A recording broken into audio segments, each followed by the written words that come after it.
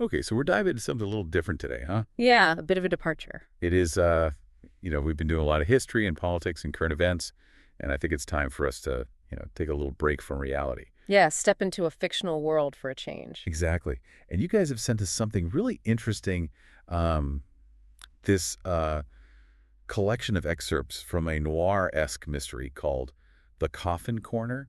And I gotta say, I'm already hooked just from reading the first few pages. Yeah, it's got that classic noir feel right down to the name. Oh, yeah. Definitely like dimly lit streets, tough-talking detectives, secrets and betrayals, the whole nine yards. And, our mission today is to kind of unravel the central puzzle that's presented in these excerpts. Right, sort of like a deep dive into a fictional mystery. Exactly. So we've got this private investigator, Raffy Rheinhardt, and he's operating in this waterfront district that's been redeveloped. It's got that mix of like upscale and seedy. It's got that really palpable atmosphere.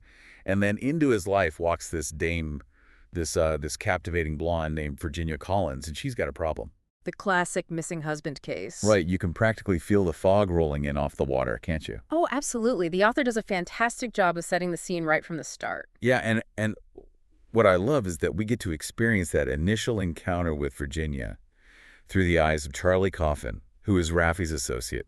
And let me tell you, Charlie is no ordinary girl Friday. No, she's definitely more than just a sidekick. Oh, yeah. She's sharp, she's capable, and she's got this great way of sizing up a situation. She's got Raffy's back, that's for sure. Absolutely. And you can tell right away that there's something off about Virginia, that Charlie picks up on this kind of a subtle rivalry almost. Right, and it makes you wonder what Virginia's true motives are. Is she genuinely looking for help, or is there something more to it? Exactly like that line that Charlie has, may the best psychopath win. I mean, that tells you everything you need to know about the kind of world these characters inhabit. It's a world where you can't always trust what you see. Right, so let's talk about this missing husband, Thomas Collins, Virginia. Gives Raffy this blurry photograph of him, describes him as delicate camera shy. Yeah, and Raffy has this almost visceral reaction to the photo, doesn't he? He does. It's like it unsettles him on some deep level. And it's not just because it's a bad picture. No, it's like he senses something's not right about it. Exactly. Like there's more to Thomas's disappearance than meets the eye. And then just to add another layer of intrigue, we get the introduction of this subplot, the Red Ripper, this serial killer who's targeting working girls.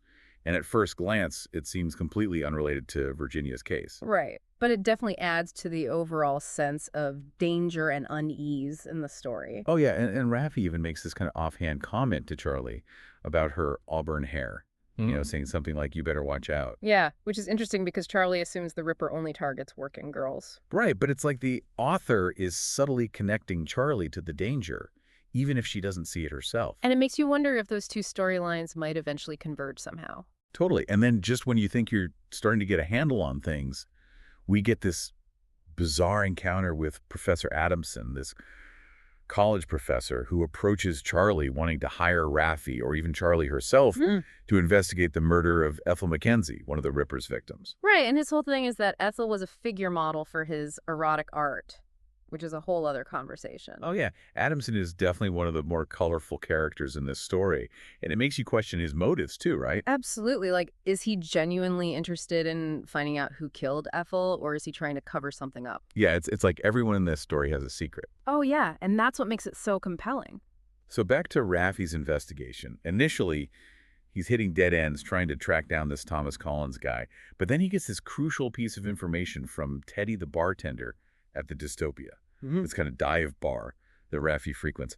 And Teddy remembers seeing a man matching Thomas's description with Ethel Mackenzie the night she was murdered. And this guy ordered a very specific cocktail, a brass monkey. Yeah, that's a pretty unusual drink order. Right. It's not exactly your typical gin and tonic. And it's this detail that starts to connect Thomas's disappearance to the Red Ripper murders. It's like a little piece of the puzzle falls into place. Exactly. And then we get this really clever twist involving the drink itself. Raffy mentions to Teddy that Virginia made him a drink gin lemon juice and club soda, and Teddy's like, oh, that's a Tom Collins. And then he goes on to explain that the name Tom Collins was originally tied to this old practical joke from the 1870s. Well, like Tom Collins wasn't even a real person. It was just this made-up name that people used to mess with each other. Exactly, and it makes you wonder if Virginia's playing some kind of a game with Raffy. Like maybe Thomas Collins doesn't even exist. Right, it's like the author's intentionally messing with our heads at this point, And then just when you think it can't get any more twisted, Charlie uncovers this bombshell. Virginia Collins isn't even her real name. She was born Patty Thompson. And get this, she witnessed the murder of Raffy's mother as a child. Wow, yeah, that changes everything. Doesn't it? It's like this whole other layer of the story just opens up. And it makes you realize that Virginia or Patty's presence in Raffy's life is no coincidence. Right. It's like she's been obsessed with him for years, and it's all tied to this shared trauma from their childhood. Yeah, and that confrontation scene between Raffy and Patty in her apartment is so intense, especially when he realizes that she set it up to look exactly like the scene of his mother's murder. It's creepy, right? Like she's been reenacting this trauma over and over again in her mind. And then she confesses to the whole thing, the missing husband, the whole charade. It was all a lie just to get Raffy's attention. And she drops another bombshell during that confession, right? She does. She reveals that the original killer of Raffy's mother was a woman dressed as a man, which explains the whole Tom Collins disguise that she uses later. It's like all these pieces start to fit together in this really disturbing way. It is. And it makes you think about the long-lasting impact of trauma, right? How it can shape someone's entire life. Absolutely. And then we get that climactic showdown in Raffy's office when Patty, dressed as Tom Collins, attacks Charlie. Yeah, that scene is brutal. It really highlights the danger that Charlie's been in all along. And Raffy's intervention is what saves her. Right. He stops Patty from killing her. And it's interesting because in the aftermath, Raffy allows Patty to leave. He doesn't turn her over to the police. Yeah, which is a tough call, right? I mean, she's done some pretty terrible things, but she's also clearly deeply troubled. And there's that shared history between them, that connection from their childhood. Yeah. It's complex. But even though he lets her go, she leaves behind these postcards for Charlie, these shame masks from different cultures around the world. Yeah, it's like a reminder that she's still out there. Right. Like a little seed of doubt, a hint that maybe this isn't really over. It's a great way to end the story, leaving the reader with some unsettling questions. It is. So as we wrap up our deep dive into the Coffin Corner, I think it's safe to say that this is more than just a simple mystery, right? Oh, yeah. It's a story about obsession and deception and the long shadow of trauma. And it's amazing how all these seemingly insignificant details, like a cocktail order, a blurry photograph, even the name Tom Collins, all play a crucial role in unraveling the truth. And for you, the listener, the story really highlights how the past can come back to haunt you in unexpected ways and how sometimes the most elaborate deceptions are built on the smallest of details. Absolutely. It's a reminder to always look beneath the surface and to never underestimate the power of the human mind to deceive and to be deceived. And to maybe think twice before accepting a drink from a mysterious blonde. Yeah, that's probably good advice. And, you know, the other thing that really struck me about this story is the way the author uses the Red Ripper subplot. It initially seems like a red herring, but it actually serves a really clever purpose. Right. It kind of mirrors Patty's own actions in a way. Exactly. She's creating this elaborate disguise as Tom Collins' persona, and it's like she's playing the role of a serial killer in her own twisted way.